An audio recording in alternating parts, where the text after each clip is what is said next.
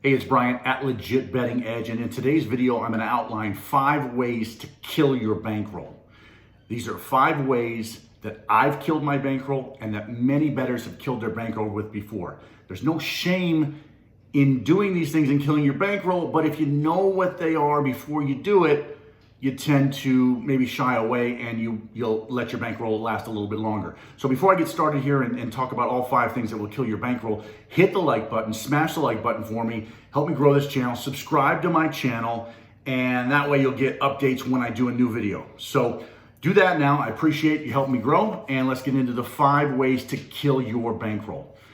Number 1, the first way to kill your bankroll is just simply betting too many games. What this is called, when you bet a lot of games, you're an action player. You're a guy who likes a lot of action. And when you play a lot of action, you tend not to look as close at the matchup as the games, at the numbers. You tend not to look as close because you're like, you're just trying to have a winning day. So let's say you play 5 or 6 plays, which a lot of people do. A lot of touts offer 5 or 6 games a day also.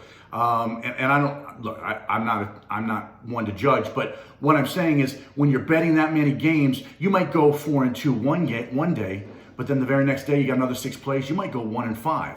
So what happens is, with these action plays, eventually you're going to be on the wrong side of negative variance, and you're going to wind up getting crushed. Okay, so what I like to do instead of this is to focus on a single game or a couple of games that look really, really strong in a day, 2 at the most, and then that way you spend the most time digging and looking at those games. And then if you're good at what you do, if you have a nice process you put together, you tend to be right more often than you're wrong. Now, you're not going to stop losing. You're always going to lose. I lost yesterday on the Denver Nuggets playing the Suns. I took the points. So you're always going to lose, but you're going to lose less, because if you're concentrating on less games, you look closer, you look longer, you want to be sure what you're doing, and then you make your plays, okay? So less is better in my book.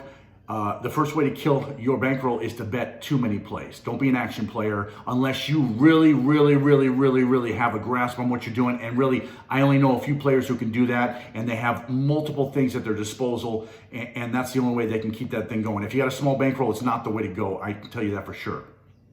Number 2, the second way to kill your bankroll is to chase steam and bet too late.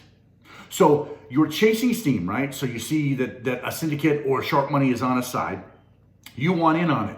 So you see the lines moving, and you go to place your bet, and if a move was, let's say, we're talking about football, a move is -6, it gets a ton of action on it, and suddenly it's up to -7, not 6.5, 7. But you still like the play because there's a ton of bets on it. It's moving, the line's moving, you hit it. You go on a key number, which is -7. That's a whole nother ball game, that key number talk. But you're up to -7. You're getting a whole point difference here. And you're chasing the steam, and you're coming in too late. So what happens then is this. You get less value, you get less closing line value, and chances are one of these books, or the book you're at, they're all getting the same kind of action because they see the same kind of steam everywhere. These books don't go broke. So you got to be careful. If you're going to try to chase steam, you got to get it early, or you got to be at a book where the line has not changed, if that's something you like to do. I necessarily don't like to chase steam. I'll stay back. If I see it moving too much, I get scared. And you know what? I'll tell you what. The other day, in fact, the Milwaukee Bucks were in playing the Brooklyn Nets. Harden's out. Money comes in on the Bucks, and the line goes up to -2 by game time, and the Nets rout the Bucks. So a lot of times, you're going to get your butt kicked on this steam chasing. It's not something I like to do. But again, if you're going to do it, you got to get in early. That's the key there. So number 2 way is to chase steam. You're betting too late. Number 3, you bet too soon. Okay, so think of this. You got, especially in the NBA. So I bet the NBA, and the NBA season's been bubble, COVID, all these things, back-to-back games for these teams, shortened season. Guys resting their players an hour or 2 before game. You see it come up on Twitter. Hey, Jimmy Butler's not playing for the Heat, or LeBron James is out again tonight.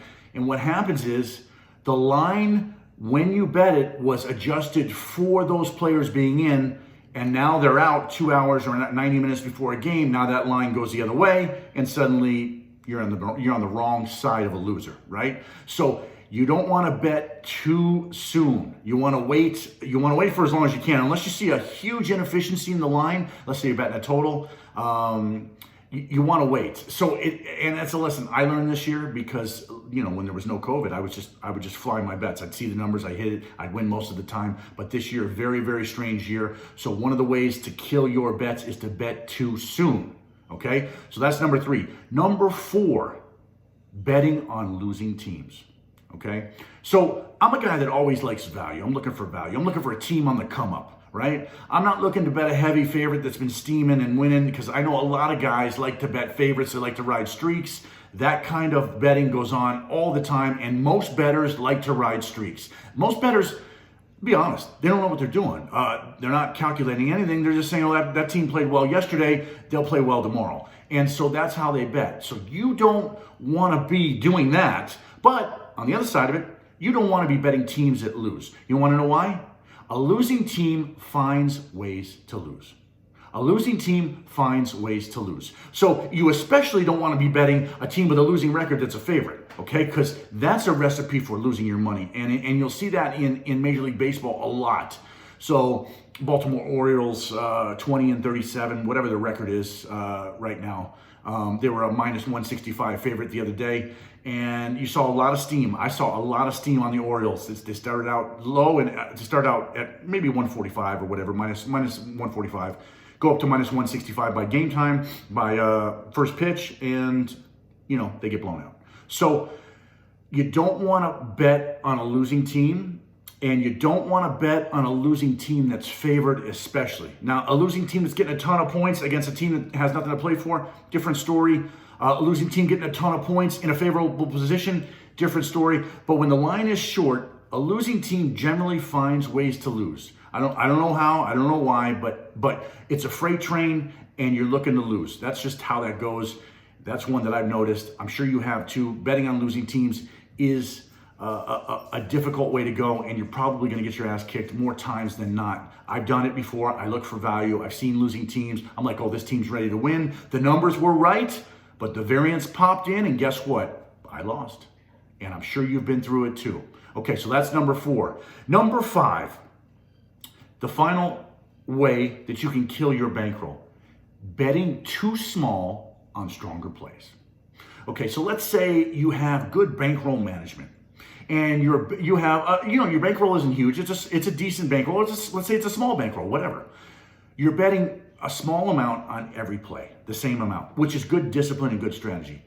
But after you're looking at these games day in, day out, these teams, you see the rise and fall of these teams. You see a game where you feel like, man, this is, you're more certain today on this particular game than you were yesterday on a game that was just an average game. Okay, so let's give you that example. However you decide to do it, however you do your stuff, when you got a feeling like, man, this is a winner right here, right? So you can't be sure it's going to be winning, but you can be sure that you feel better about this one than you do about the last play.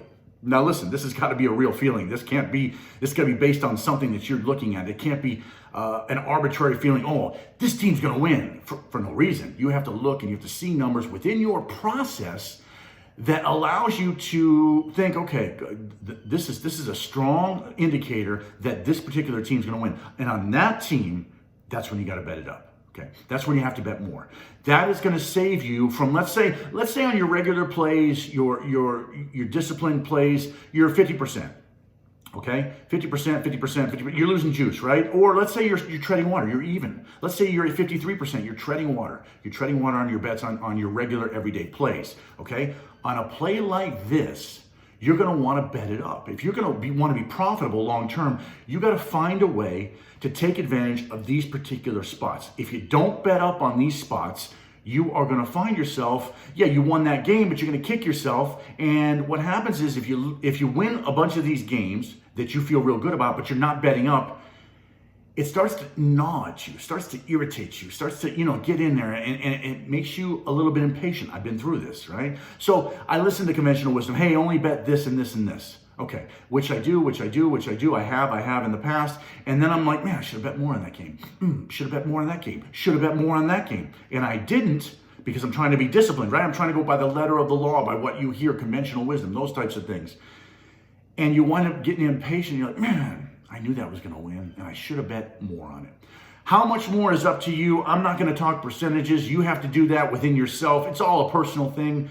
Some people say 1%, 4%, 5%. You go 1% to 5%, 1% to 3%.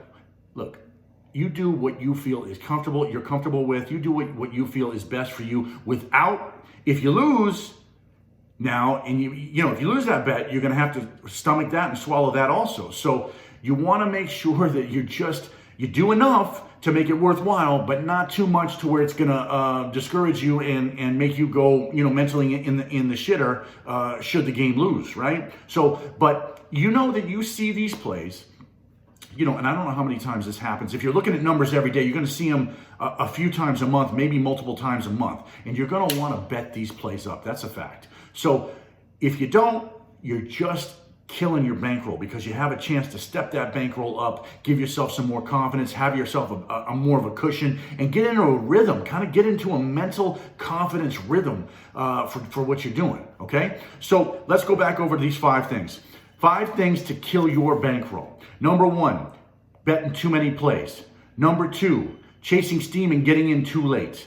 Number 3, betting too soon, right? You don't want to bet too soon because injuries can happen. And in the NBA, this is especially true with people taking rest days on back-to-backs, or they come home after a road trip and you're playing, you know, the Western Conference team's playing the Eastern Conference team. That game's not as important. One of the stars will rest and you lose money, right? So that's number 3, betting too soon. Number 4, betting on losing teams. You never want to bet a losing team that's not getting major points and isn't in a very fortuitous situation. Let's say playing at home on a 3rd rest day, getting a ton of points, right? Or whatever. You know what I'm saying, okay? So you don't want to do that. You definitely don't want to bet losing teams that are favored. That's a losing proposition. I don't care if the team wins tomorrow. You can say, hey, Brian, I bet this team, it was a losing team that won. Hey, great, good for you. It's not going to happen very often, but so you want to avoid that as a general rule. Number 5, you're not betting up on plays that you really like. So increase your wager on games that you really like. If you don't do that, you're doing yourself a disservice, you're doing your bankroll a disservice, and you're going to crush yourself in the long run because you're going to get discouraged.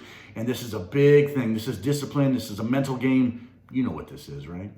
Anyway, that's it. That's the top 5. I hope you were entertained. I hope you got some information that you enjoyed out of this and it can help you. These are subtle things that make you a better bettor, that make you able to withstand losses and make your bankroll bigger over the long haul. If you like this video, hit the like button one more time, hit subscribe, and I'll talk to you in the next video. Thanks for watching.